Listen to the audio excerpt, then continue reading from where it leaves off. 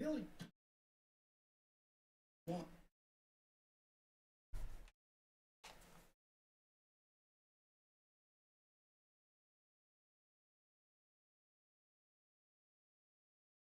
Okay, we'll see it. Oh, holy shit.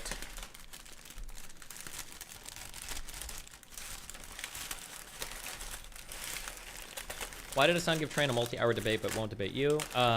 Probably more clout to be gained with Train, and he knows he would get destroyed by me, so. Very little upside, very big downside. Is that something you're doing as a socialist, right? Does that carry over to your Twitch? So sure, I believe you for your podcast. To who? To what? To editors, to moderators. Yes. So you're paying moderators or head of moderation? No, not editors and not moderators. I do have a compensation mechanism for my moderators. Okay. It is not one that I often publicize, specifically because I don't want moderators to come on board exclusively because they want to, use this as a job opportunity. What the He's such a slimy Bro, you make 10 million a year on Twitch. Do a co-op. Why not do anything? If you're like imagine how embarrassed you must be if you're a socialist and all your leading socialist figures, you've got Ian Vosh, whatever the fuck his name is, who's too lazy to leave his house because he just wants to play video games. And then you've got Hassan making 10 million a year who doesn't want to like start any type of socialist project at all. Holy compensation mechanism, but I don't like talking about it specifically because, like I said, I want moderators to be a part of the community and not necessarily working and not necessarily. Bro, this is like the #1 scammer. Bro, I just want artists that love my. I don't want to like pay an artist to do work because it's gonna be like a weird. I just want like somebody that's like part of my community, dog. And you're drawing art because you love it, man. You love the community, dude. Michael Jordan is. Do you get commercials every time you pause on this dog platform? Hello? Yes. Thank you. Everybody make sure to thank RTBA, our good community moderator. Michael Jordan. Magic Johnson doesn't have his own shoe. Exactly. Air, rated R. Exclusively in theaters April 5th. Oh my god. I think you get commercials every time you pause. Holy shit. They just mute.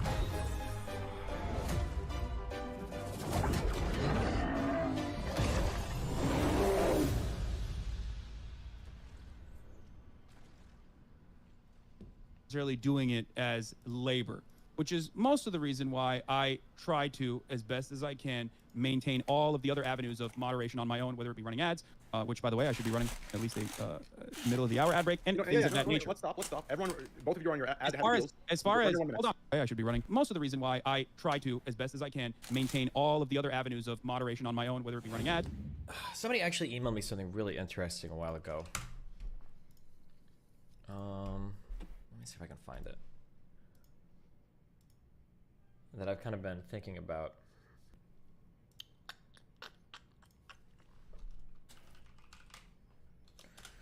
Oh, also, apparently emails are fake. I just make these up to agree with me, I guess, too. So, yeah, I don't know. This was interesting. Hold on. Oh, I gotta relog. I gotta add an account. Oh, Destiny GG2. Oh.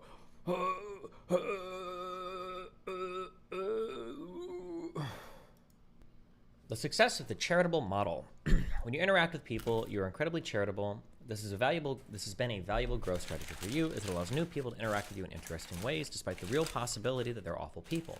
It sustains the model you laid out a few streams ago, cast of interesting and disagreeable orbiters, leads into a controversial event, /take comes out, leads into research, leads into debate, leads into drama over Fallout, leads into repeat.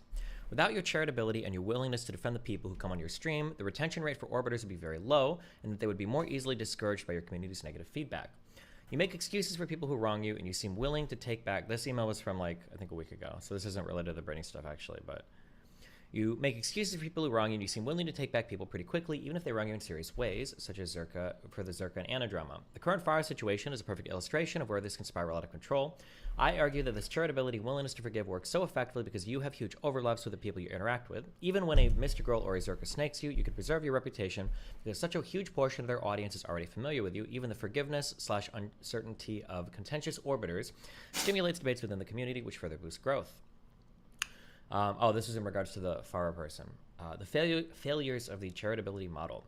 With Farah, these conditions don't apply. She's not another orbiter, she's another planet. This means that when she snakes you or shows the proclivity to snake you, your charitable approach fails. Her giant audience is not familiar with you in the same way that prior snakes' audiences were, so false or misleading narratives spread very quickly and you lack effective right of reply.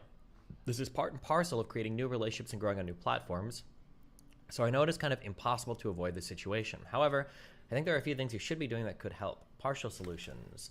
I know you view a lot of discussions through a probabilistic model, but you need to apply this more stringently. When you interact with new people, you should be assigning some probability to their snakiness and act accordingly. Let's say that after the first hour conversation, we give her a 20% chance of snaking you. When you make decisions about future conversations, you should ask yourself, what can I do to minimize snakiness? What can I do to mitigate the negative impacts of a snake? I think with this model, you should demand more of the people you interact with. With Farah, given her newness, you should always be insisting that you get your own recording of any conversation. You can leverage your massive channel to get this with a lot of people, I would imagine. This especially applies to someone like Farah because if she snakes you, this could cause huge reputational damage. If you demanded this of her, she might never clip you up so snakely. This should be a huge concern when dealing with highly controversial topics like and then punishment of large snakes. Even when you do find someone to be a snake, you are so charitable that they feel almost no repercussions for snaking. Again, this is not awful when the snake is highly incentivized to come back to you and move on, like Zerka.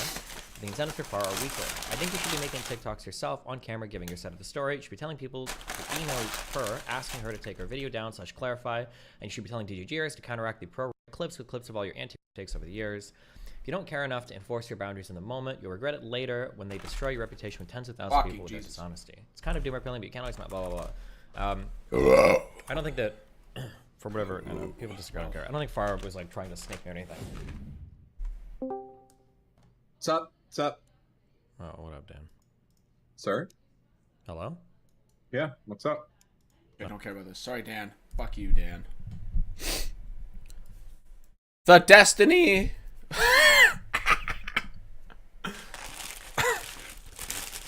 I'm sorry. Sorry. Somebody else was talking there. That was really weird. I was clearly eating. Hold on. I don't know who that was.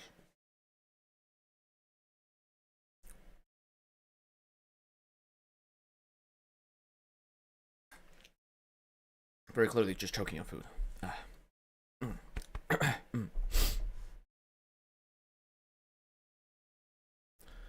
The Destiny Report. Retaliation, negligence, and sexual misconduct. How Stephen Bonnell II abuses his platform. By Max Carson. 5 hours ago. Introduction. Stephen Kenneth. Wait, what? Stephen. Oh, yeah, sorry. AK, sorry. I always read it as Stephen Kenneth Destiny Bonnell II.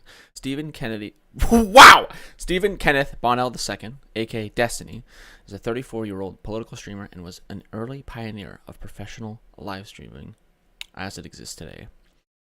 He aims to stream 10 hours per day, 7 days a week. Thousands of viewers congregate for the duration of every stream. His YouTube channel currently sits at 641,000 subscribers and averages 10 million views per month. He's not public about his income, but I'll disclose that I earned around $3,500 a month on YouTube with close to 40,000 and a fraction of Destiny's 40,000 subscribers and a fraction of Destiny's audience engagement level. Jesus, sorry, what a horrible time to drink a pop. As with other streamers, Destiny's additional revenue streams include merchandise, sponsorship deals, and donations, usually in the form of chat donations on his personal website or super chats on YouTube.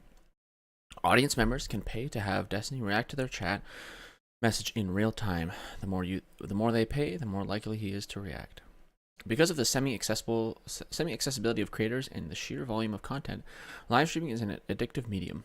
Put plainly, Destiny dedicated fans watch him for several hours a day and give him hundreds of dollars per month each. I thought it'd be hundreds of dollars each per month, but anyways, per month each. Whatever. Sorry, I'm being nitpicky.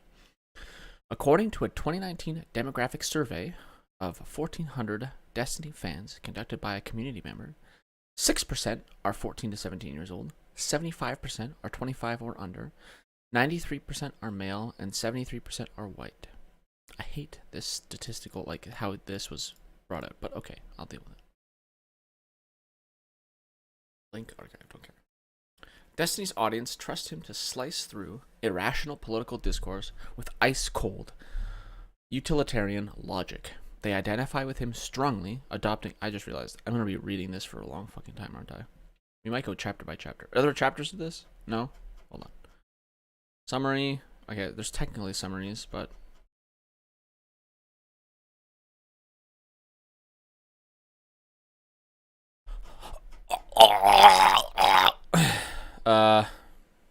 Can I do a word count?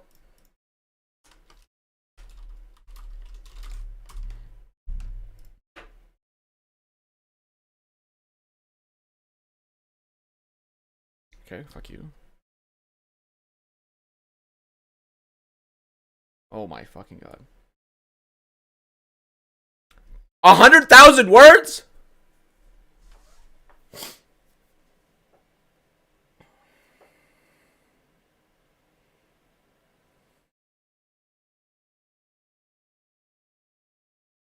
Okay, we're going to be taking a couple days to read this, I think.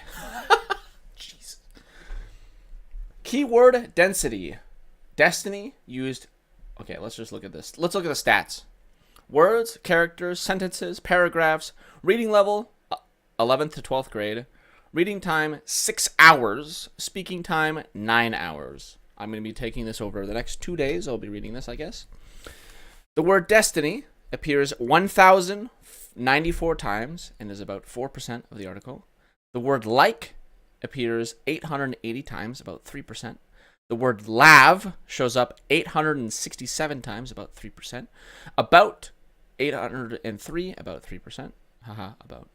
Think, 594 for 2%. Just 581 for 2%. Steven, 528 for 2%. People, 503 for 2%. Because, 543. And fucking 418, 2%.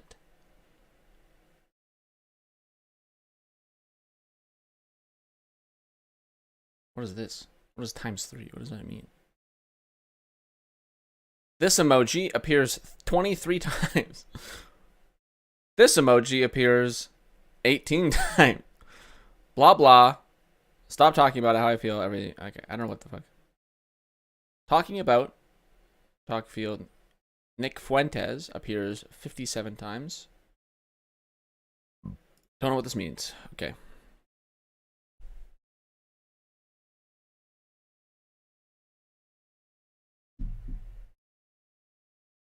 Jesus Christ. Yeah. That's the stats. Now let's get back into it. Because fuck me. Alright, where were we? My apologies for that side shuffle. Can I'm gonna blow my brains out. Okay. Thank you, in a video game. Destiny's audience trusts him to slice through irrational political discourse with ice-cold utilitarian logic. They identify with him strongly, adopting his positions and even his speech patterns, and they have a reputation for harassing Destiny's ever-growing list of ex-friends and enemies. This report aims to paint a broad picture of Destiny's public and private abuses of the substantial power afforded to him by YouTube, his colleagues, and his audience. I will present examples of the following dynamics, which are disturbing individually and worse when combined. 1. Unequal sexual relationships. In the last decade, Destiny has formed dozens of sexual relationships with small streamers who benefit enormously from their association with him, especially when they appear on his stream. Frequently, these are women who suffer from mental health issues and have expressed suicidal ideation or even been hospitalized for suicide attempts. In 2020, Destiny himself explained why using your platform for sex with smaller creators is unethical, saying, let's say that I have a podcast and I got 30,000 viewers. Let's say that there is a girl that messaged me. We talk a little bit. She really wants to be on. And I'm like, yeah, cool. Like, you really want to be on? You really want to, holy fuck. You really want to come on my podcast? Blah, blah, blah. I could probably start sexting her and she'll probably give in and send me nudes and shit because she doesn't want to lose that opportunity. She might not actually want to. She might not be into it really at all. But if I start propositioning her, if she says no to me, she might worry like, fuck. If I say no to this guy, I'm not gonna make it on that. Yeah. I think it is wrong. Yeah. I don't think you should do. I don't think you should. Nobody can ever know if you're actually that kind of person. That's why it's a very hazy area. Or you can't really consent in that situation because you don't really know if this guy's going to fuck you over or if you say yes or no to them, if they have that big position of power over you. I feel like you're missing context in this, but sure. That sounds... I don't even know if that really sounds bad in the context of what's happening, but sure. Because, he hasn't... I only say that because of like the content. I should think about this if I've never, ever actually heard of Destiny before. And maybe that sounds bad. But of course I have the context of like how Destiny is explained to sexual relationships. And we will maybe get into that. For now, we're just going to read. Of course I see something egregious that I feel like I need to respond to. I'm just going to read. Listen, you know?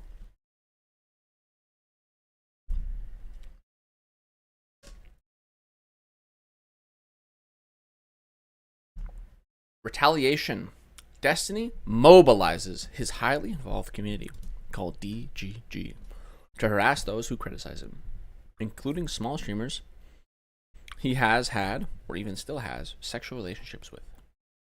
He has leaked nudes, threatened to leak nudes, secretly recorded and leaked private conversations, and directed his audience to participate in doxing of a smaller streamer he was in a sexual relationship with. In 2011, he even planned to kill a teenager who'd sabotage his ability to stream. So let me guess, we're not going to show evidence for the other things. Maybe justifiably so, because it's like nudes, but I bet you he's going to link to this fucking kid that he harassed. Destiny has acknowledged his bullying behavior. In a 2020 stream, trans creator Demon Mama told Destiny, my Twitter was a nice, peaceful heaven, and then one interaction with you and I've got people dropping T slurs on me, F slurs, someone telling me I should be hung for being an F slur. There's just this pattern that keeps happening with your behavior. Destiny spotted, cause a lot of harm, I hope, against certain people that maybe they're bullying. Holy fuck. They're bullied off Twitter because there's a lot of toxic fucks on this platform that make it a horrible fucking place to be around. What? I feel like that's not the response. Am I retarded? Cause a lot of harm, I hope. Why didn't he link? It's fine. I hope against certain people that maybe they're... Oh, wait.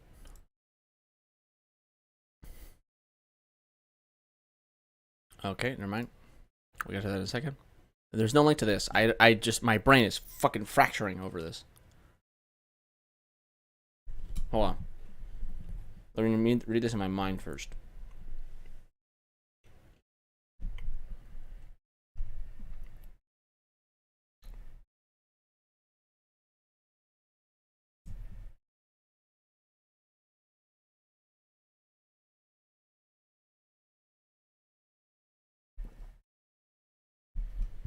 Okay, I don't even know. This feels like it's not even a response to what you said. I have no idea. On March... Let's just move on. Like he just seems to be. On March 15th, 2023, in a Twitter argument with Ryan Beard, Destiny wrote, You're hopping into a bandwagon. Is that... Did he really say into? Okay, fuck you. It's onto a bandwagon, no? You're hopping into a bandwagon of people accusing me of being a rape apologist because you're still upset that I bullied you off the internet a year ago. Don't play stupid. You know exactly what you're doing. Here's the quote. Here's the tweet. I never claim you're running cover for rapists. I claim that you are saying women leading on men is emotional rape. Downplays the severity of actual rape. And you're... Wait, what? Leading men on is emotional rape. Downplays the severity of actual rape. Downplays the severity of actual rape, and your response was to call me fat. No, fuck you. I'm not going to play babysitter and feel like I need to correct people who think I'm running cover for rapists. I have enough credit by now that an international thinker, especially a content creator, I should know better.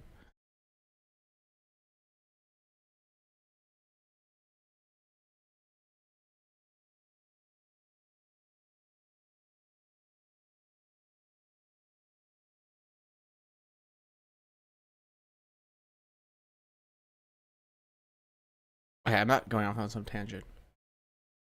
I can't. I don't. I don't care. Cool.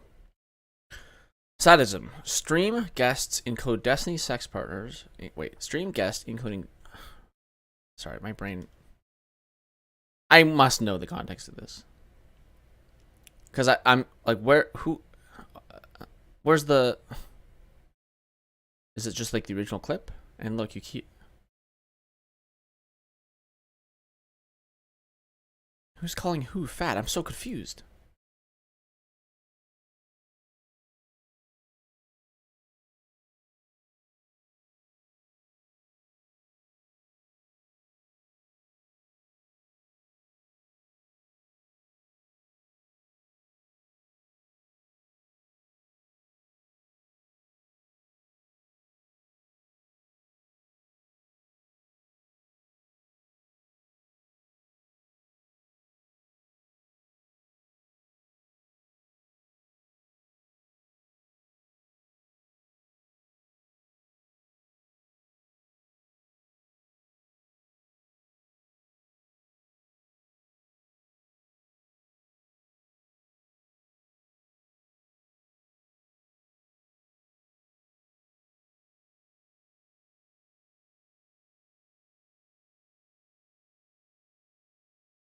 Okay, I'm gonna kill myself. In a video game.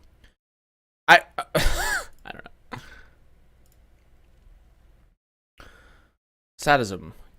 Stream guests, including Destiny sex partners, are routinely pitted against each other in emotional gladiator matches over which Destiny presides as the ostensible voice of reason. Destiny frequently expresses joy when others are distressed, even if the distress is severe and accompanied by talk of suicide, and afterwards his audience takes to Reddit and Twitter to reveal in what they euphemistically call drama. What? Harimu, what? How does this connect to Hassan? Hold on. Hassan Piker, now a top Twitch streamer, made his start in Destiny's community before public falling out. In 2022, he said to his viewers, "I'm not going to rebuild the bridge, bro. No, there is no bridge to be fucking rebuilt. Too many years of him fucking farming content off my ass, you know, trying to get me to turn into a fucking lol cow. I would have probably killed myself if I wasn't able to fucking completely escape the grips of Destiny community. Straight up 100%.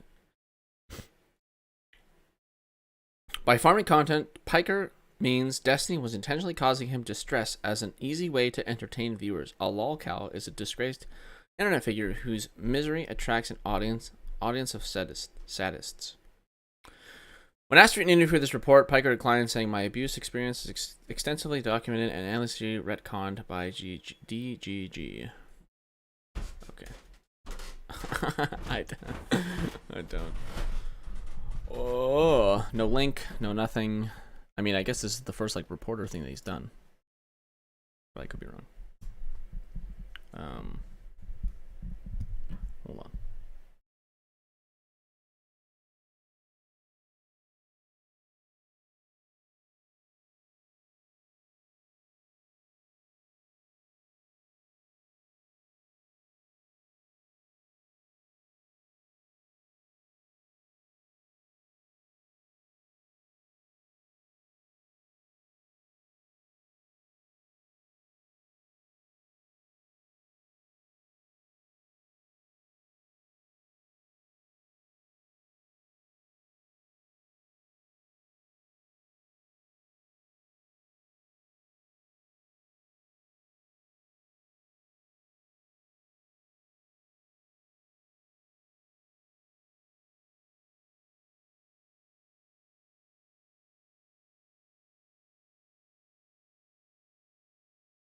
Yeah, suddenly develop hiccups. Sorry.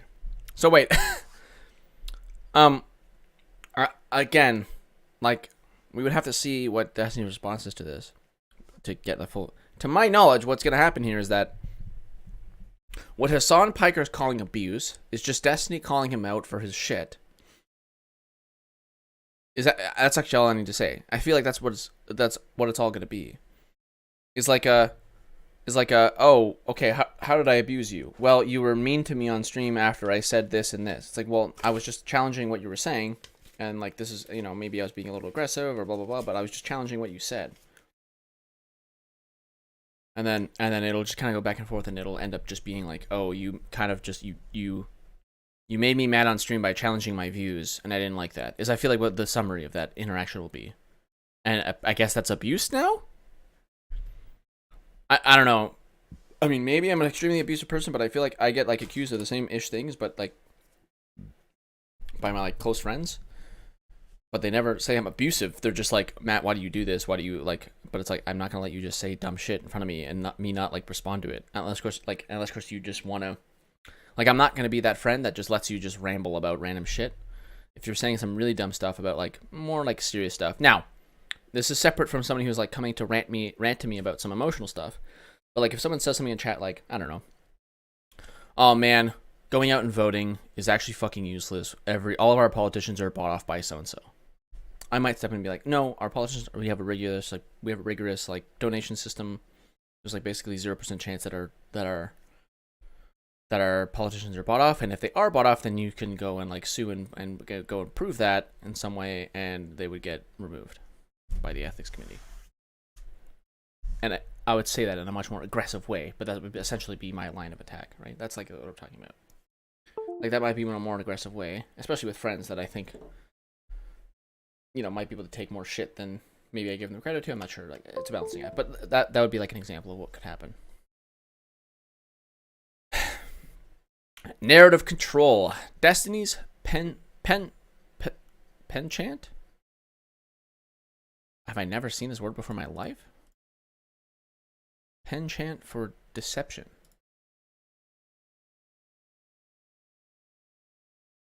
Penchant. Oh, fuck me. My headphones are off. Penchant. Penchant. A strong or habitual liking for something. Oh. Penchant for deception and his astounding dedication to silencing critics makes it difficult for newcomers to understand how this system of content creation operates. Criticism is frequently banned in his subreddits, Discord, and audience chat. Smaller streamers who leech off his audience, referred to as orbiters, I was one of them, act as PR tentacles and will go to great lengths to stay in Destiny's good graces, to shut down criticism outside of the community or misinformation, as he puts it. Destiny tells his audience, if you see something, say something. Let's just continue reading. The above behaviors are not permitted in most professional environments, yet they are allowed on YouTube, except perhaps calls for harassment. But Destiny lays down a foundation of plausible deniability wherever he can and allows him to fly under YouTube's radar. This doesn't make any sense. Sorry, I'm getting word from the Overlord.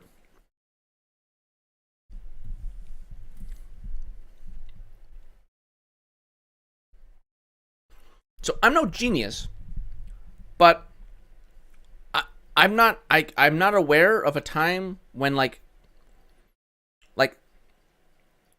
Destiny's orbiters, when they're doing, if these are meant to be PR tentacles that'll go to great lengths to stay in Destiny's good graces. If that's true, I feel like there's a lot of off messaging that goes through, and like there's a lot of fighting that goes through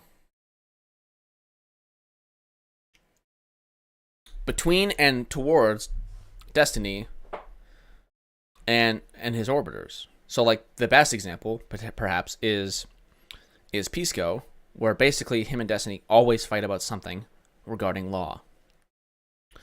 And they're always arguing about things. But they do it respectfully. Like how is Pisco a PR tentacle? How is ABBA Now maybe Abba isn't, because Abba is his own orbit. He's got 1 million subscribers on YouTube, big channel. Maybe Abba, being another planet, doesn't have this PR tentacle thing, so he can come on and fight. Somehow that's ignored by Pisco. Who else comes on and fights all the time?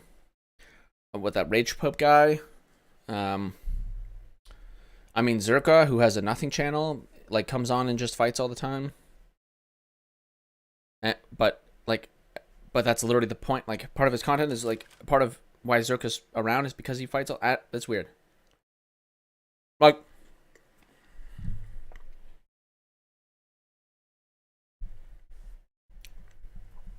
I feel like it's contradictory to say that his orbiters are PR tentacles and also say that Destiny will farm orbiters for content by making them lol cows.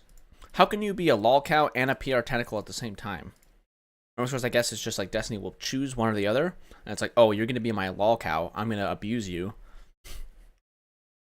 I'm going to abuse you for content, and these people I like a bit more, or we agree a bit more, so they're going to be my PR tentacles. What's happening in reality, I think, to my knowledge, is that in this section, sadism, I think it's sadism. I think I'm just sadism. I don't know why. I feel like that is sadism. I don't know why I've been saying it otherwise. In this section, it's just Destiny calls out people for having quote-unquote dumb opinions. And now, Destiny might be a little bit aggressive in that, and for Hassan, it might be that he felt it was too aggressive. But now, again, this comes back to my like personal experience. I could totally see somebody else in my life being like, oh, I don't want to argue with Matt, or I don't like arguing with Matt, or I have completely cut myself off from Matt because he's argumentative. Because I am argumentative, and I understand that, but I don't want to, / can't really change that. I've probably gotten better at realizing when things are just, it's just like a line of bullshit text and I can completely ignore it. It still comes off with the same venom, if you want to call it that, like when I the same venom that is portrayed when I start debating somebody I know versus like if I just totally ignore it. It's the same venom, it's just directed differently so they don't notice it. So what happens is I read a line of text or whatever, my friend makes a dumb argument, and instead of responding to that dumb argument and, you know, having a little debate with them, I might just totally ignore it. But me totally ignoring them is like just calling them a dipshit in my mind and just moving along. One appears better, but they're from the same vein of venomous, if you want to call it that. Maybe I wouldn't call them dumb or whatever, but it's just trying to get the point across of like, sometimes I'm perceived as being rude or obnoxious or whatever because I'm constantly trying to debate people. But in reality, I just don't like hearing dumb opinions, and I expect greater from my friends to be able to, if they have a strong opinion about something, be able to argue for and against it in a more substantial way than just, oh, I don't know, I feel like it, because that just makes me mad. if a friend doesn't have I just expect better, essentially. It's like where I'm coming from. But I could see how that can come off to somebody else as like argumentative and like and tough and stuff like that. But my response to that is if you don't want to argue with me, don't come to me with things. If you don't want to have an argument about them, or if you don't want me to not even have an argument about them, but if you don't want me to challenge what you're saying, don't come to me. If whatever you're saying you don't want to be challenged on it whatsoever, don't come to me. Go to somebody else. And if you want to have feedback on what you're saying, then you can come to me. And now maybe MrGirl would label it as abusive, but to me that's not abusive. That's just how I act and how you can defend yourself from my actions and how I kind of navigate my way around people.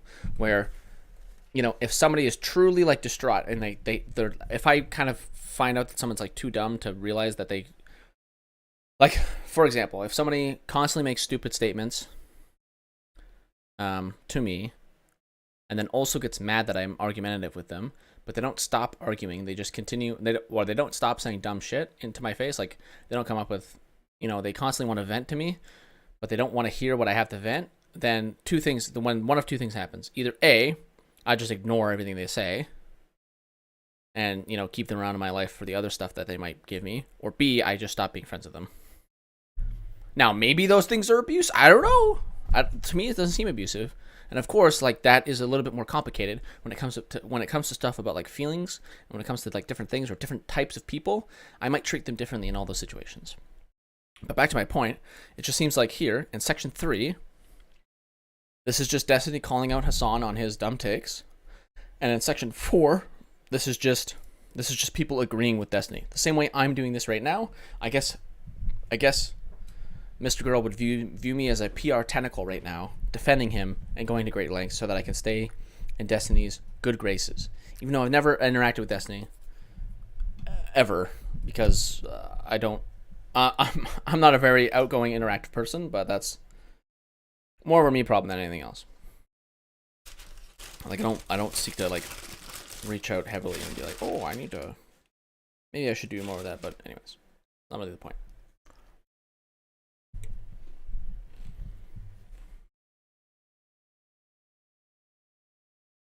But that's the vibe I'm getting from this right now.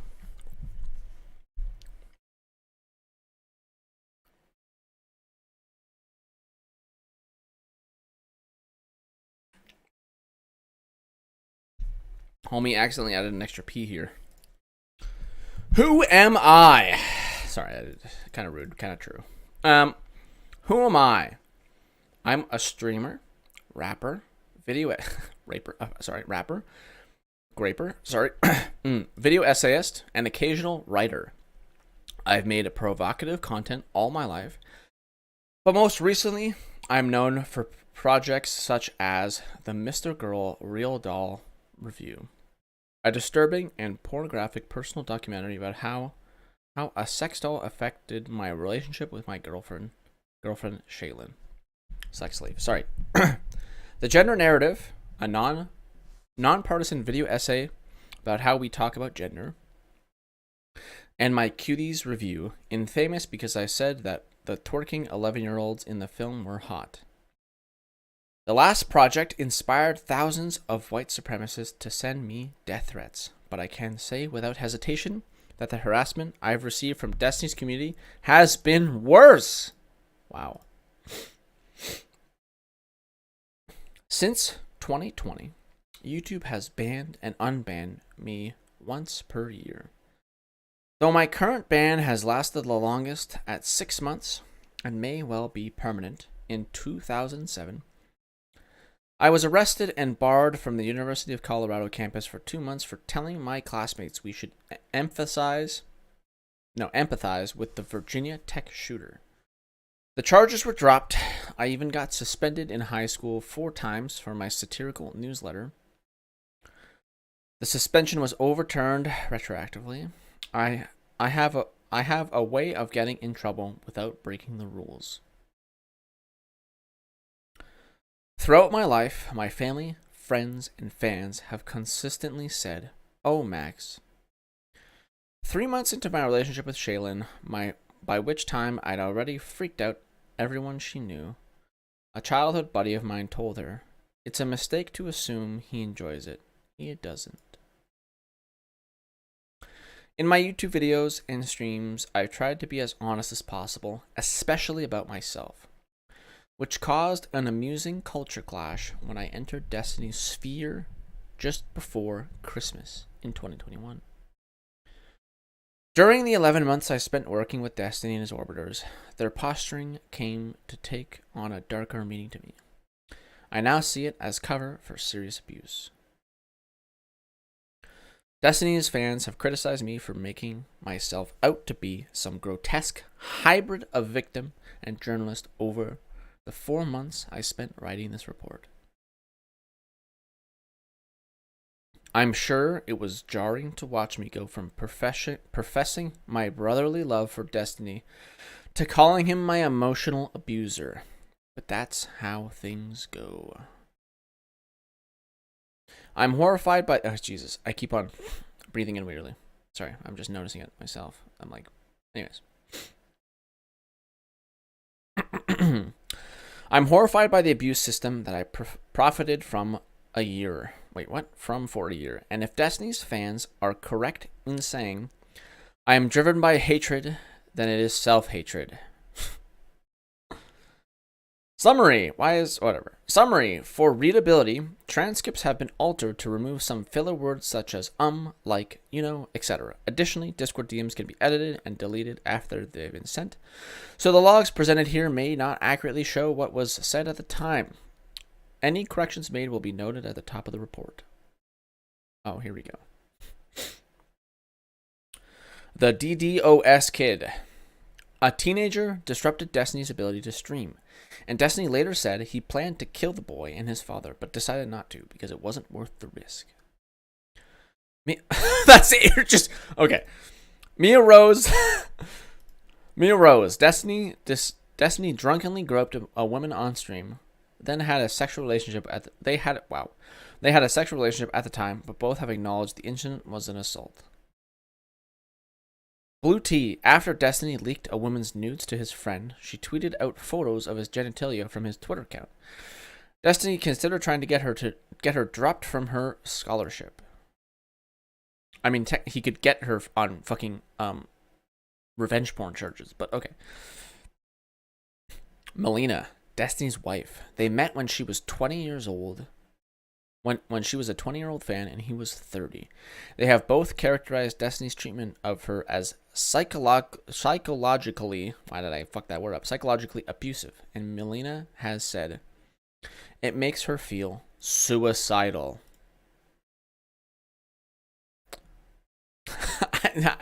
Where, can we get quotes? No? Nothing? No quotes? No links? No nothing? Okay. Bob 7, Melina's confidant and sexting partner for a year. When Bob told Melina and a mutual friend of Destiny's, he thought Destiny was manipulative. Destiny made false harassment allegations against him on behalf of a few women. When the women didn't support the smear campaign, Destiny smeared them all. Hold on.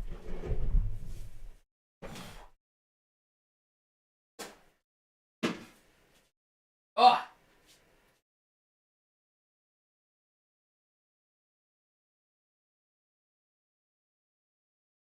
I have the reserve water.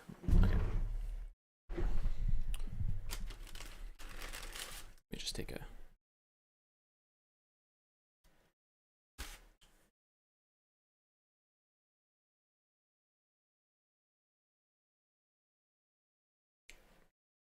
What sucks is that this, like...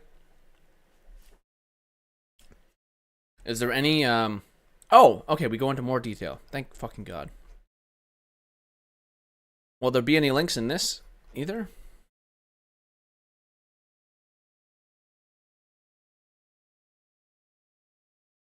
Okay, there are some links, thank God.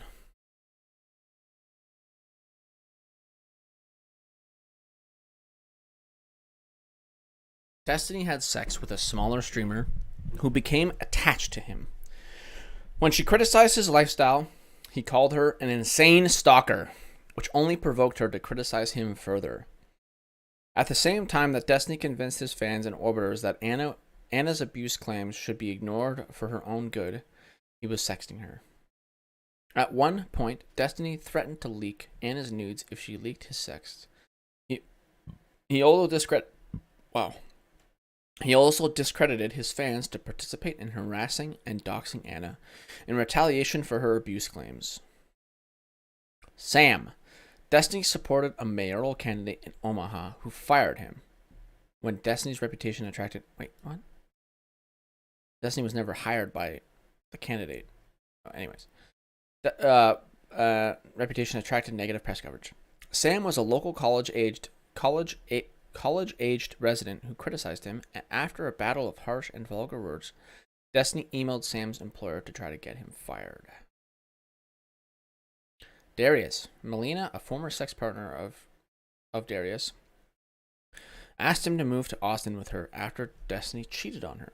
They had a falling out, and Darius was suicidal. Destiny presided over a livestream fight between the two and viciously mocked Darius. They could both like log off the call, right? Anyway, sorry. Merrick, a former sex partner of Destiny's, he publicly mocked her suicide attempt 3 weeks after it happened. Again, the context to this is that well, hopefully we'll get into it, but the context of this is that she tweeted about it and like jumped right back into the. So the mocking was him calling out that she's kind of being, not disingenuous, but a little hypocritical to jump right back into the thing that caused her suicide, or suicidal attempt, right? Like if I get burned by a fire, my first option shouldn't be, oh, I'm gonna jump back into the fire because this time I don't think I'll get burned. Denims and Lil Fox. 2 young female streamers, both in sexual relationships with Destiny. After Destiny and Melina withdrew an invitation to host the two in their apartment, Destiny. Well, they just for context, this Destiny withdrew the invitation to host them in their apartment because before when he did that before, Denims brought in a random dude and slept in Destiny's bed with the random dude, and it was just really weird. Destiny smeared Denims as a liar on stream because he was afraid one of them might make a false sexual misconduct allegation against him. White Nervosa, a small trans streamer whom Destiny flirted with while boosting her career. Likely not knowing she was trans, around the time she started appearing on camera, Destiny lost interest and stopped growing her stream. Vosh, first a fan, then an orbiter, then a competitor, Destiny pounced on the opportunity to humiliate and sabotage Vosh when he was accused of sexual harassment. Destiny later cut ties with Vosh because his partner and friend campaigned for Destiny's deplatforming. Wait, what? And his partner, Vosh and his friend campaigned for Destiny's deplatforming after Destiny made a call for violence against BLM rioters. Okay. This first part, to humiliate the sexual harassment thing, Destiny also worked on getting it like removed from the internet, so that Vosh wasn't actually buried underneath it. But okay. Assorted Stories. Lav, a 24-year-old who became sexually involved with Destiny. As he encouraged her to start streaming and helped her grow her stream, Destiny set her up to be routinely humiliated and harassed by his community to the point of feeling suicidal. When she spoke about it, he and his orbiters launched a misogynistic harassment campaign against her. Me and Destiny, platforming of Nick Fuentes. I became Destiny's friend and orbiter and slowly realized he was unintentionally creating situations where I would be hurt or humiliated. When Destiny became friendly with far-right extremist Nick Fuentes, I confronted him. Destiny banned me from his subreddit. Fuentes' followers got me banned from YouTube, and I cut ties with Destiny. Context to this is Destiny getting him banned from subreddit. What happened is that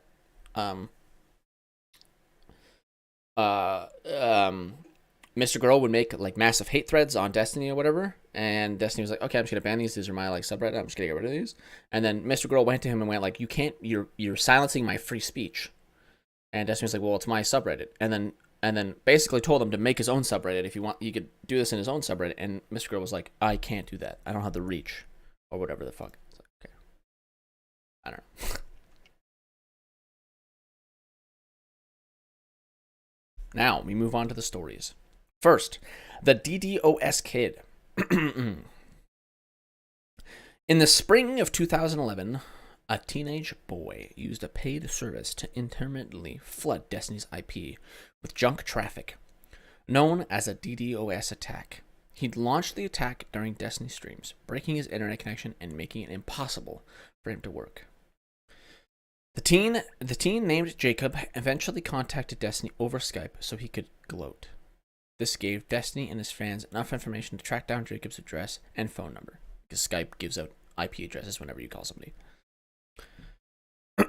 Destiny called Jacob's phone and demanded to speak to his parents. When Jacob refused and blocked his number, Destiny called again via Google Voice and, according to his own retelling, started sending him pictures over Skype of his sister. According to Destiny, Jacob's father sent Destiny an email denying the extent of Jacob's harassment, and even suggested that Destiny befriend Jacob rather than fight him. Instead, Destiny crafted a plan to kill Jacob and his father. He later explained on stream, "Oh, I did troll the shit out of that DDoS kid. That's a guy that's one of the people, legitimately, like, it's actually kind of scary how close I was to getting people together to go down to his house and kill him and his family. Or it would have been just him and his father, because I didn't know anything about, dude, that was some of the most fucked up shit in my entire life. I was so fucking close to doing it. Okay, so just to show now, maybe my brain is totally biased, right? But MrGirl makes it seem out like Destiny was like, oh, I'm just gonna fucking kill these people because they're like messing with my shit. But the reality of this quote makes it more seem like it's like, okay, dude, I was at the end of my string. I was gonna kill this motherfucker. In the same way that like parents might jokingly say they're gonna kill their kids, right? And it definitely doesn't sound like a joke, but it most likely is. You know, those kind of like edge feelings of like, oh man, I'm really close. Or in this case, Destiny's job is literally being attacked, and he can't make any money while this is happening. Like, wouldn't you feel somewhat like you would want to kill somebody? I don't know. Maybe I'm just copium. But I was making so much money on Twitch, and I don't know if my son was involved, and yeah, but for whatever reason, I decided that the current life I had wasn't worth the risk of oh my god, I was so close. I had this fucking interest. I had his stream mapped out, and I you know, you have no fucking idea. That's when I first started to get an interest in owning a weapon. I got a permit to own a gun and everything. Ultimately, Destiny found a way to defend against the DDoS attack and went on to write a widely referenced protection guide.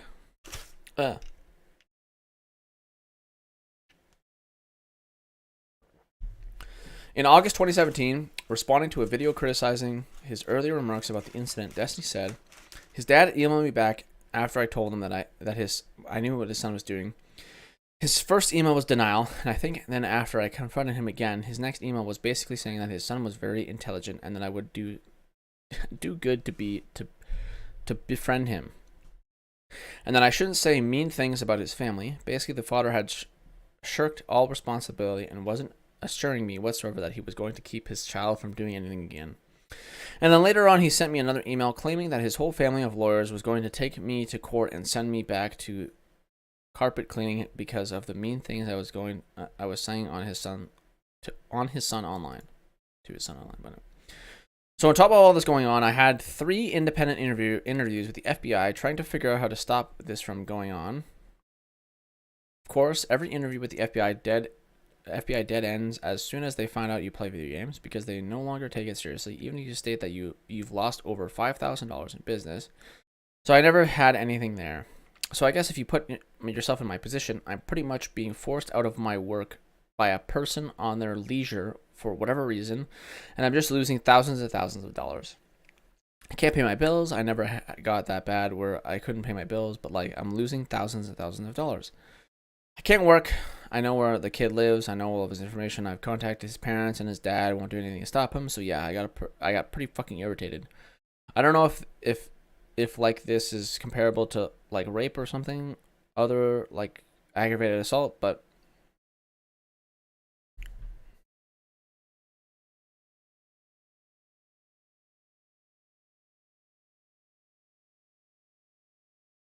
weird. Okay.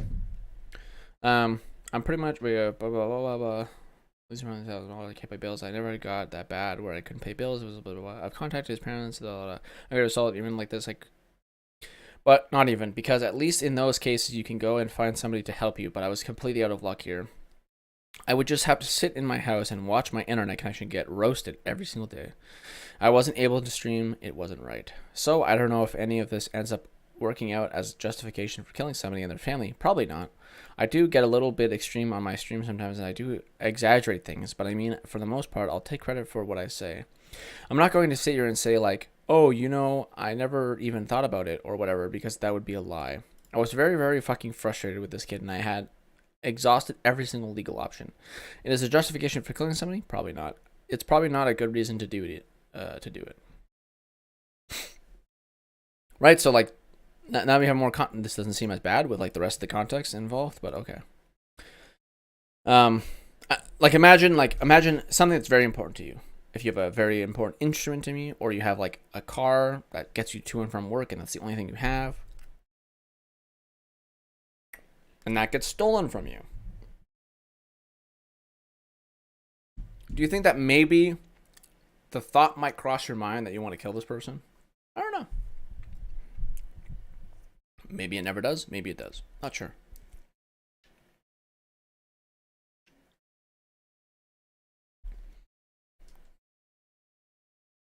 I know that another example of this is if you're ever watching a film and the whole point of the film, whatever, actually, that doesn't even be the whole point.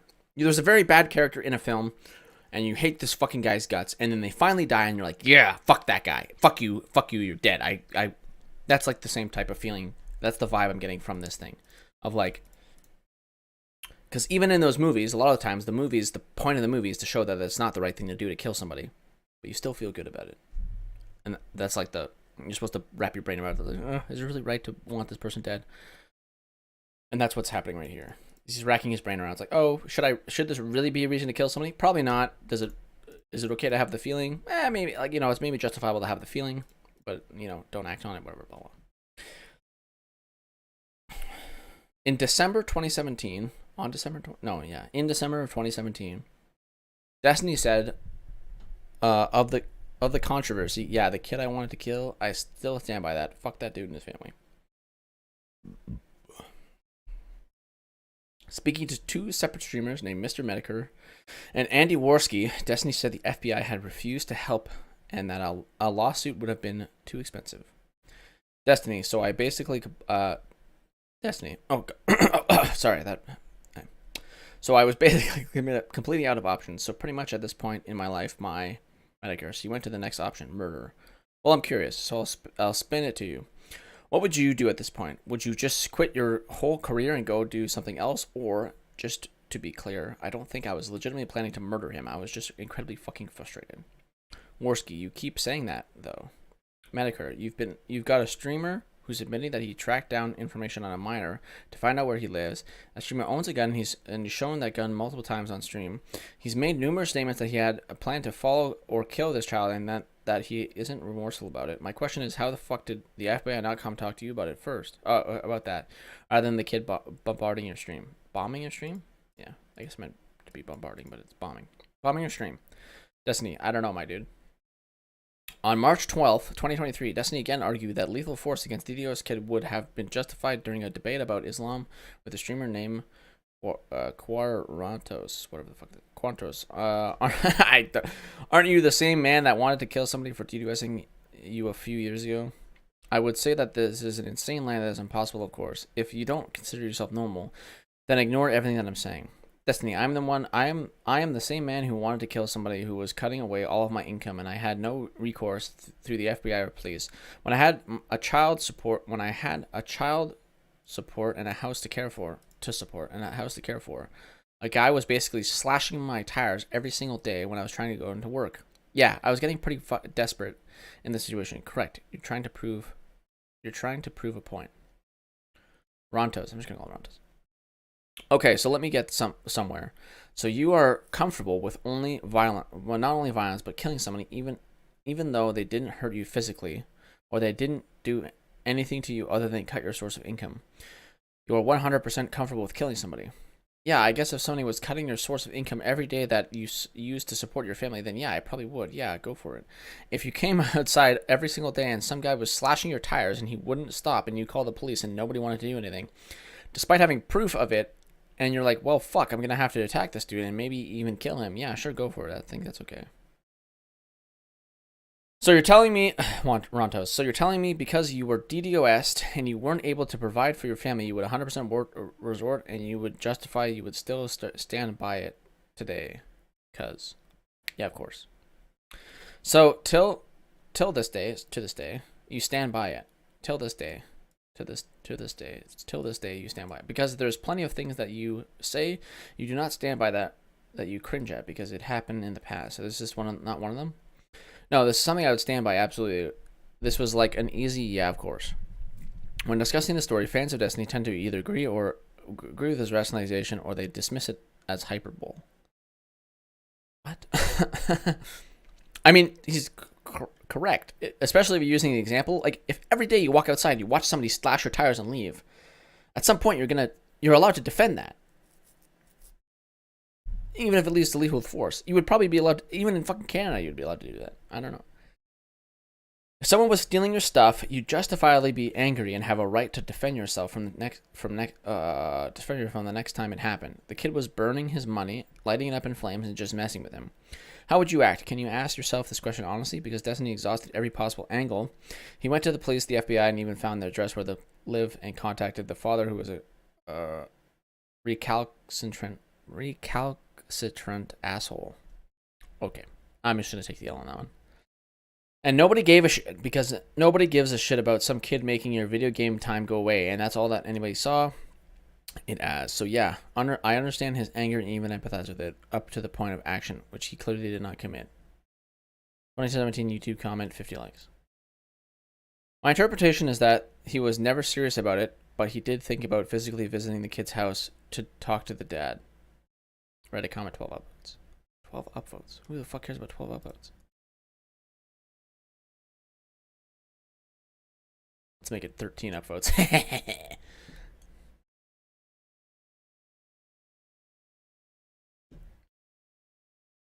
It kind of ties into the whole shoot on site after home invasion thing. He really values personal property and his personal rights. 2018, Reddit comment, 12 uploads. Why are they 12 every time? Oh. Make it 14. A Destiny fan created a Reddit poll asking, would Destiny have been justified in killing that kid had he never stopped? Had he never stopped, there's no way to make him stop. 312 people voted no. 199 voted yes. Doesn't this disprove what? Doesn't this disprove your claim right here? Sorry, where is it? My interpretation never. Oh fuck, where is it? His fans either rationalize it or dismiss it as hyperbole, and they said no. I don't know. In 2023 post with 194 comments and 0 upvotes titled, okay, the thing about Destiny planning to kill this kid kind of caught me off guard. The author explicitly asked his fellow fans to help him resolve his cognitive dissonance. I'm making this post to see if anyone can help me think of this in a different way because that story really soured my opinion of Destiny. Oh, but the link's dead? Or is my shit fucked? Okay, where are you?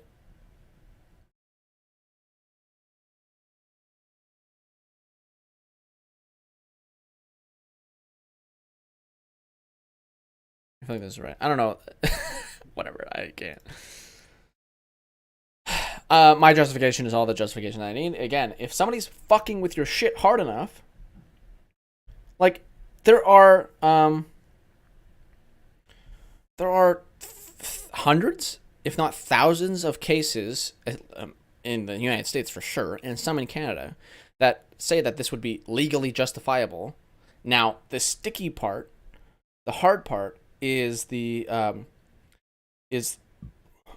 absolute disconnect between the is the total disconnect between the things. So, for example, if we go back to the tire slashing thing, that would be more easily justifiable because the judge would look at it and go, okay, well, this person was physically on your property every single day, destroying your property every single day. Yeah, you were justified in defending yourself with lethal force because America, blah, blah, blah.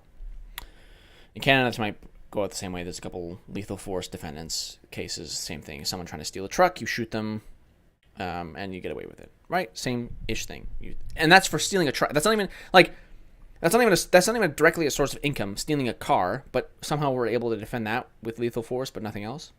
Now, the disconnect here would be that a judge would probably not view somebody going from point A to point B over, like, that's through state lines and, like, just a massive amount of travel, essentially because they're not dealing in a physical world anymore. A judge might not understand that.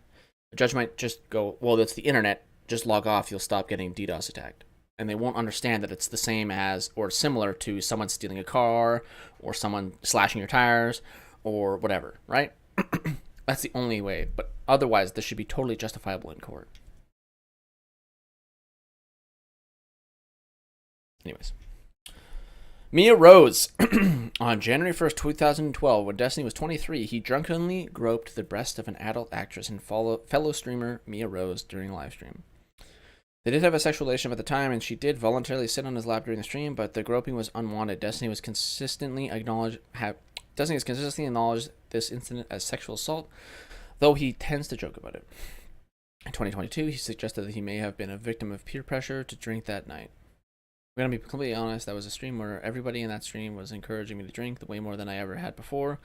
Did I do dumb shit on the stream? Yeah, for sure. I wish I was a woman so that I didn't have to take any accountability for my actions, though. Mia Rose has occasionally tweeted about the incident, July 4th, 2020. It was years ago, but I chalked it up as being young. Everyone had too much to drink, and I wanted to be around these people to get my name out. I know Destiny's toxic, but I have no issue with him. That's a weird. What do we get? Like, who cares? It happened. I didn't do. It happened. I did nothing at the time. It was way before there was any info in my world about what was right and wrong. I thought I put myself in that situation, but at the end of the day, he did assault me. He had apologized and we left it alone. 2023, Mia Rose tweeted, "We would love an apology. I don't think he ever will, but everyone that was there, hell, even just the stream viewers could see we didn't make him drink. We're all drinking, and this isn't a pass to grab everyone on stream. The whole trip was odd. He has apologized on stream and such. Indirectly, it's fine. I know he regrets it.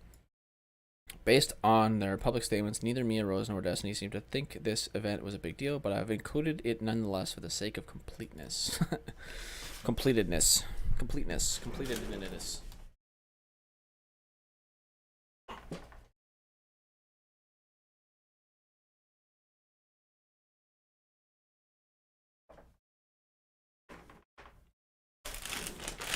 I want to drop my heater and keep this cooking.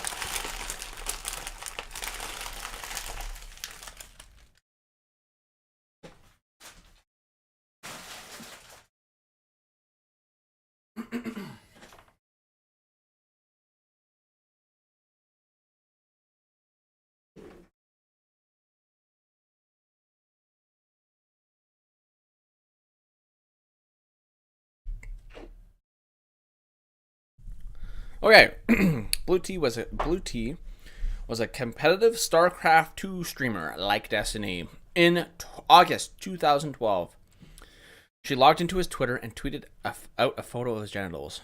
She posted the following explanation to Destiny's subreddit. "I'll come out and say this is Blue Tea. I really have nothing to lose. Long story short, Destiny leaked nude pictures of me to his Skype friends. He then joked about how fucking hideous my face is compared to my beautiful body. They joked about how I look like Shrek. I don't even have I do have a big nose, I guess. Someone who apparently was in the chat room emailed me from a Gmail account consisting of a bunch of random numbers. It had the chat log. When I confronted him about it, he first feigned ignorance. When it became clear he was then just going to ignore me, I snapped. I had his email password from when I used to help schedule his lessons. I changed his email password, which enabled me to change his Twitter and Skype passwords. I have a folder full of dick pics because I'm so nice. Tried to choose the most flattering to post. My action resulted from the buildup of many things he's done to me that I don't have time to mention, but his betrayal of my trust was the last straw. I hope you enjoy his penis." TLDR, don't leak nudes of me because I'll steal your Twitter and post pictures of your dick. Deleted archive. Oh god. Oh my god, sorry. Oh god. Oh god. I'm just kidding.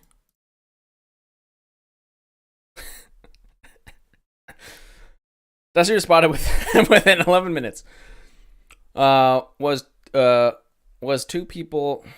What the fuck? Was two people not an entire chat room of people? Two people that I consider pretty close friends?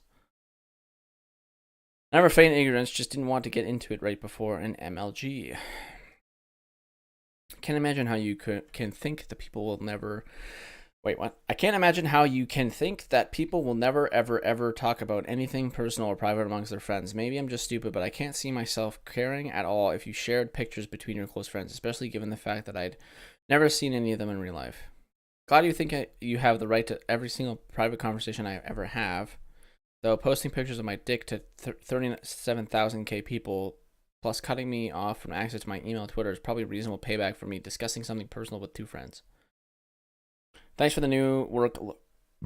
Wow. Thanks for the new work location. I wonder what your boss will think of this, or your dean, for that matter. I wonder if he'd if it affects your scholarship or financial aid. Within the next several hours, Blue Tea deleted her Reddit account. Destiny dropped out of the tournament he was playing in. The response from Destiny's fans were overwhelmingly negative, but he doubled down in another comment. It's not about teaching someone a lesson, it's just punishment. I'm sure what she did was illegal on quite a few levels, and the fact that it's damaging to a business that I use to support my family makes me a little less willing to turn the other cheek. Yeah, I acted pretty scumbaggish and shared her picture with a couple of friends, but for her to leak a bunch of shit to 440,000 people, why on earth wouldn't I share that with her employer and school when she tried to effectively destroy my livelihood? Fans were quick to point out that the nude pictures were unlikely to harm his career. You really think you'll take a serious financial hit from this? I imagine you might lose a reasonable number of Twitter followers, but I'd be surprised if this really hurts your stream, even in the short term. Eris Ann, Destiny's then girlfriend, who was not aware he'd been sexting with Blue Tea, made a supportive public statement asking fans to stop talking about the incident for Destiny's sake. A commenter asked her, "How does it feel to come home from a long day? How does it feel to come home from a long day of shift work and live with a piece of shit? How does it feel to know that he is cheating on you? He was trying to pick up women at the bar last night." Arisan replied, "Languished, forlorn, barefoot, desolate. Thank you." In February 2019, when Destiny was 30, he flew to New Zealand to meet two young Swedish fans he'd been speaking to for months. Melina and her boyfriend Max were 20 and 19 years old, and in a polyamorous relationship. Max then played the role of cameraman for much of the livestream trick, looking on awkwardly as Destiny made advances on Melina. At one point, Destiny left Max in charge of the stream while he and Melina went into the bedroom and shut the door. Max joked that he was being cucked. Vocalizations could be heard in the background after that. Most fans agreed they are sex sounds, but Destiny maintained he and Melina were not having sex. This was after Max had admitted on stream that Melina was his only partner, casting doubt of the legitimacy of his poly identification. A user Destiny subreddit posted, "The polygamy isn't what's off-putting about these streams. What's off-putting is that a 30-year-old man who claims to understand power dynamics flew halfway across the globe to have sex with a young women who have obviously developed parasocial relations with him." 692 upvotes. Melina eventually broke up with Max and moved to the United States to live with Destiny. They are in an open relationship and were married in December 2021. Initially boosted by her association with Destiny, Melina has become a successful streamer in her own right, focusing on travel, fitness, and showing off her body. Destiny has described himself as psychologically abusive in relationships. In January 2020, he said, I'm a really rough person to be in a relationship with. Okay, anybody that survives a relationship with me for more than 6 months, okay, props to that person. Because they're going through some severe fucking psychological abuse. It's a fucking hard thing to deal with. I'm not joking. Destiny has publicly stated that he has access to Melina's Discord account and is thus privy to her communications with others in the streaming world. On January 14th, 2021, Destiny said on stream that they both have access to each other's DMs, but that Melina's jealousy may dissuade her from reading this. In 2022, Destiny was revealed to be hiding a serious affair as well as sexting relationship from Melina, both of which used Discord DMs as primary forms of communication. Friends and viewers of Destiny have voiced suspicions that he sometimes impersonates Melina by sending private messages from her account. Melina has told multiple people that the pain of her relationship drives her to thoughts of suicide, and these conflicts subsequently spill out into public view. That's it? Okay. Bob7. Note that the report is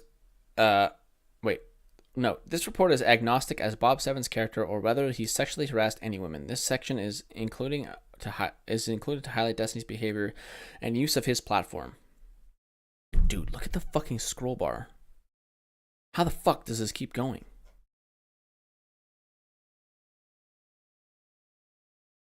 Okay, maybe this will take more than a couple. What? Jesus Christ.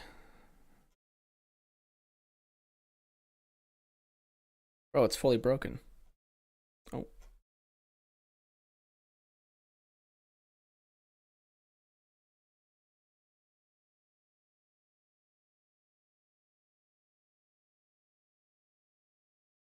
Is he just typing out transcripts of like everything?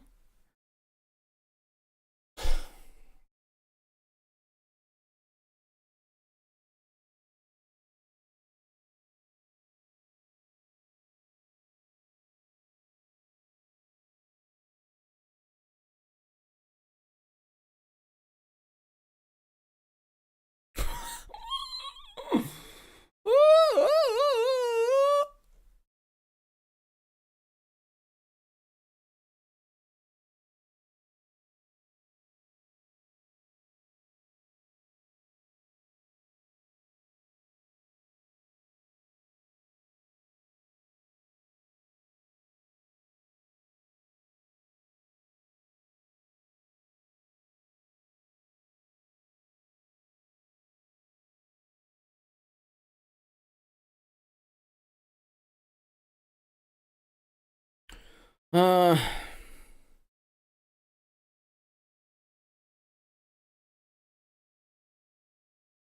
yeah, I don't care. God damn it. Oh, what happened? No. Whoa, kill me. Okay. Yeah, I that's what I feared. I was gonna scroll through. Some of the comments seem to confirm it, but there's not like a lot of like evidence to back things up so far. There are like links to the quotes, but there's no context around them at all. It's just like, here's the thing. It's like, here's the thing. Do with it what you will. It's like,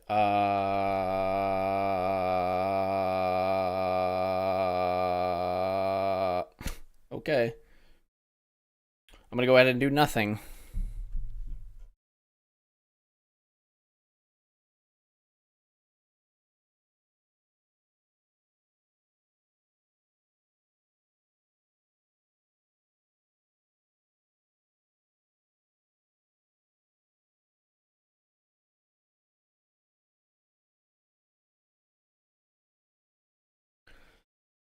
Okay, where do I? Hold on. Let's make a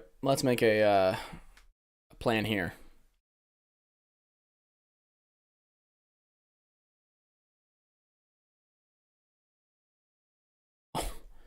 My God, this is all on Anna.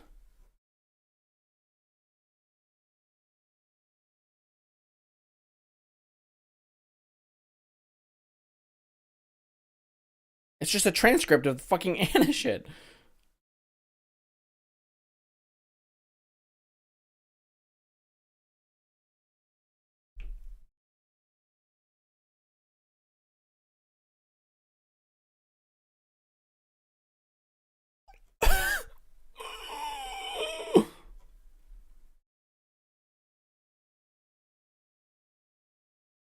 Laugh. Uh-oh.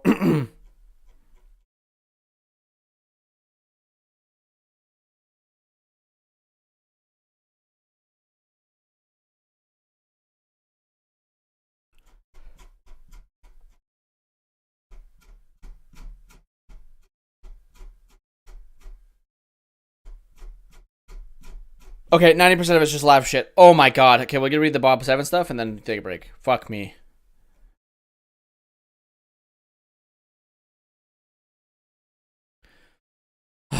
Bob 7. Note, this report is agnostic as possible. Blah, blah, blah, blah. Before my first conversation with Melina in January 2022, Destiny leaned into the doorway behind her and said, "Don't let him mindfuck you." What? I couldn't understand why he said that until I did my research for this story. Bob 7, a small streamer, was Melina's confidant. And for most of 2020, when he was 25 and she was 22, his ostensible goal was to improve her mental health. And he compared their relationship to that of a therapist and patient. They also sexted. So, not a therapist. Melina shared intimate details of her relationship with Destiny, including how his treatment of her made her feel suicidal. She also told Bob private stories about Destiny's past.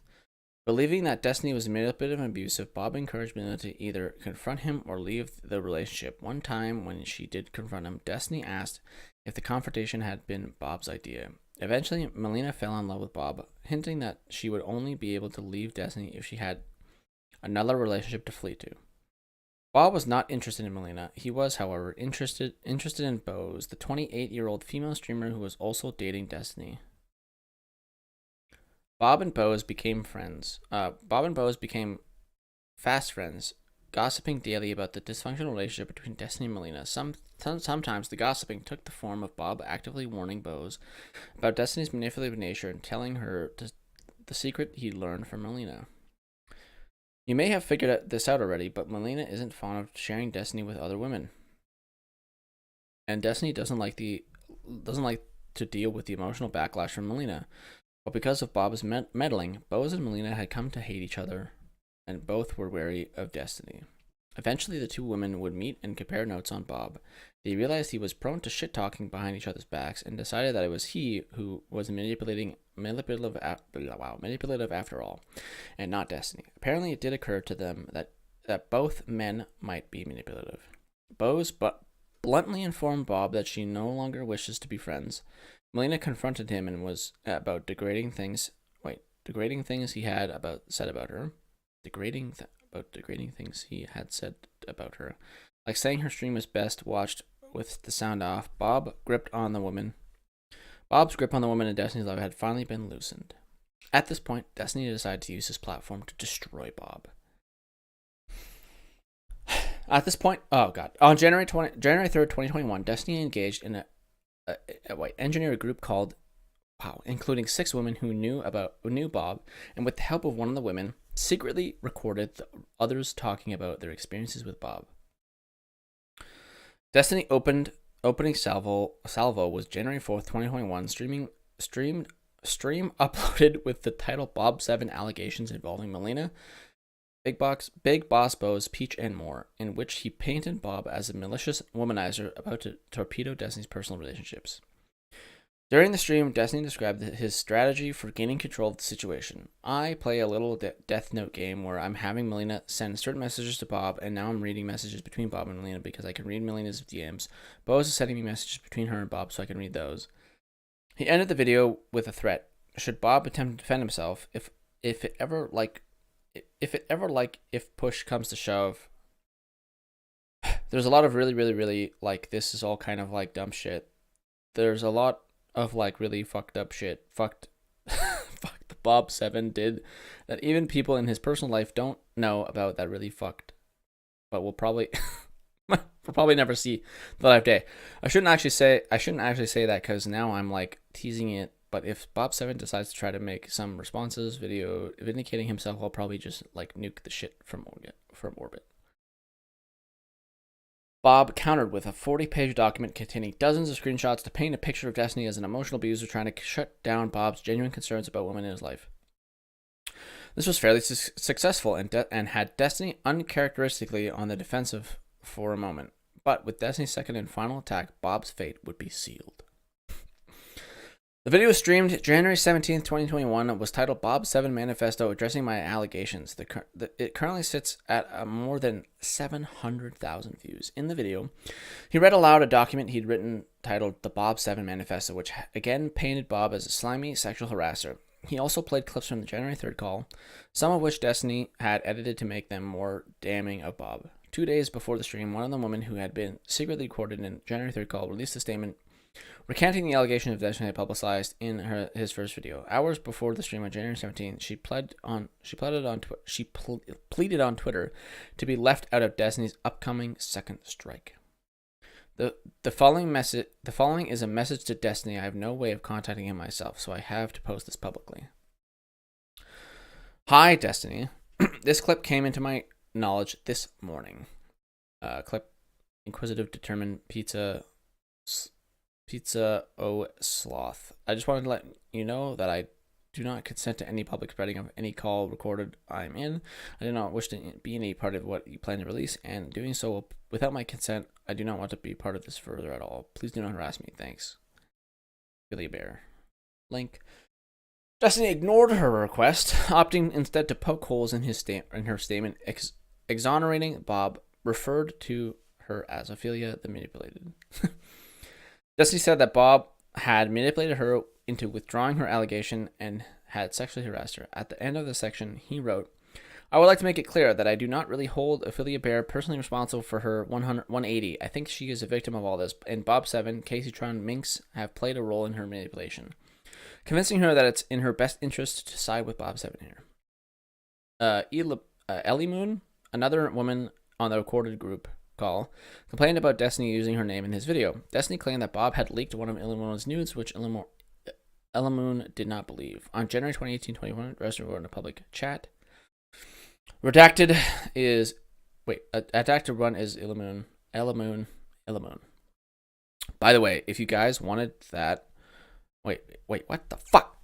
By the way, if you guys wanted that, what a sneaky piece of shit, might release her unedited, unmasked audio later. Literally every single girl ended up flipping sides, except for Melina, Pichu, Bose, and Airsan.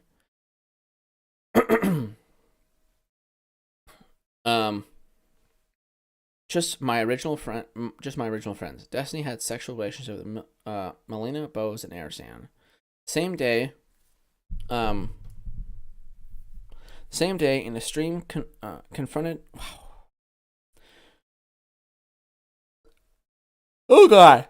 The same day in a stream confrontation between Destiny and Ella Moon, they had the following exchange. Ella Moon, shut the fuck up, dude. I said, like, leave me out of this. Destiny, I never mentioned your name. Nobody knew you were here until you tweeted it, honey. Ella Moon, oh my god, talking to a groomer. Talking about Bob 7 being creepy when you started dating Melina when she was like 18 and you were like, what, 40 million years old? Like, actual weirdo. Dude, I know so much personal information about you. Why are you trying to take shots at me right now? Are you serious? I don't want to sound like I'm threatening anybody, but like you should slow down on the personal insults because you're like way out of your league, dude. You're way the fuck out of your league. Casey Tron, another female streamer, Destiny secretly recorded in a private call, was frustrated that he'd framed her talking about another woman's experience with Bob as her making her own allegations. In response to her public skepticism about the veracity of Destiny's claims, in his Bob 7 manifesto stream, Destiny had gone on an unconvincing tirade about how she'd betrayed her friendship by having the audacity to put her fucking nose into this. On January 21st post in Destiny's subreddit, titled, Casey Tron defends Bob 7 behind the scenes, saying harassment allegations are lies, earned 553 upvotes. The top comment with 210 upvotes reads, Casey, all you had to do was stick your head in the sand and fucking ignore the drama and let Bob 7 go down in flames. You didn't have to get involved at all, but you threw yourself into the coffin while you were lowering Bob 7 in for pretty much no reason. I hope it was worth it. Destiny's video was compelling enough to tilt public opinion back in his favor and destroy Bob's reputation. Bob released a 60-page document along with a 9-hour response video, meticulously detailing all of Destiny's inaccuracies and misleading audio edits, which Destiny ignored. Destiny's audience and adjacent communities have bought into Destiny's version of events, also ignored Bob 7's response, leaving it largely unseen. Bob did attempt to return to streaming, but he was since deleted all of his stream VODs and videos after October 2020. I included Bob's story because it shows Destiny's willingness to use his platform to crush his girlfriend's best friend for personal reasons and then to lash out at the woman who refused to be used as pawns. I also reiterated the story on a personal level. Last summer in August 2022, Melina reached out to me for emotional support. She told me essentially the same things she told Bob and asked me why Destiny treats her the way he does. We spoke a few times but essentially I said I thought Destiny was a very guarded person that she should discuss it with a therapist. Unlike Bob, while I was pretty worried about Melina, I didn't think I could do much to help her, much less while sexting her. What? I tried that before to no avail. I'm confused.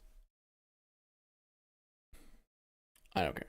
I also had a sense that I was perilously close to an invisible line. When you upset Destiny, you don't get an angry DM. You hear about it the next day on his stream. Okay. We're going to take a break because so far this is just brain rotting to read because there's nothing... it's not even that there's nothing here, but it's just like, here is thing. Do you want to add to that? Here is thing. you want to add to that at all? Like, do you want to hear this thing? Okay. How about, is there anything to add? Hear this thing. Like, okay.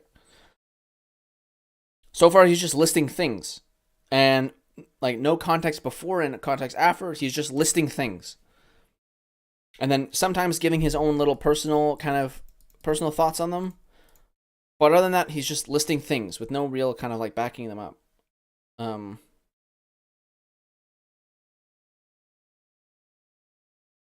Yeah, like, what?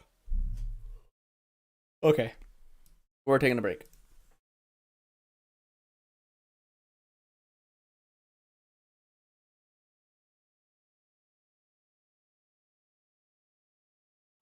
Do we play Baldur's Gate as the break?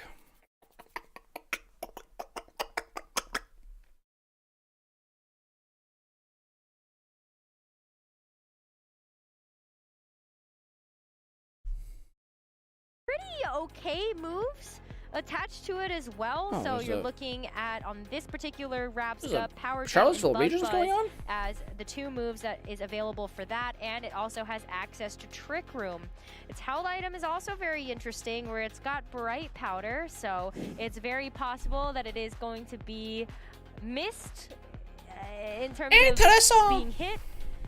I honestly haven't said Bright Powder too much on stream, so there was probably a more eloquent way to talk about that, but that is what we are looking at in terms of Jeremy's team, and the rest of the team looks very standard. How do I, Torgo edit? there to be able to activate the photosynthesis for the Flutter Mane and the Great Tusk, but I was told ahead of time, Wolf and I had a discussion about how his team is a little weird.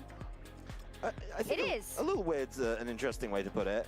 You know, Ceruledge, we've seen that a couple times. We've definitely seen Fluttermane, so I'd argue that the Fluttermane is a safe choice. But then it's going to be Tinkaton, Espathra, Gyarados, and Sandy Shocks as well. So plenty to unpack in that team. We saw Sandy Shocks back in Vancouver, I believe, with Dylan Salvanera, who was running it there. And, you know, definitely actually put up a good showing, right? And showed that it can really fill in some roles. You know, obviously looks a little bit different. It does, of course, have some pretty obvious counters.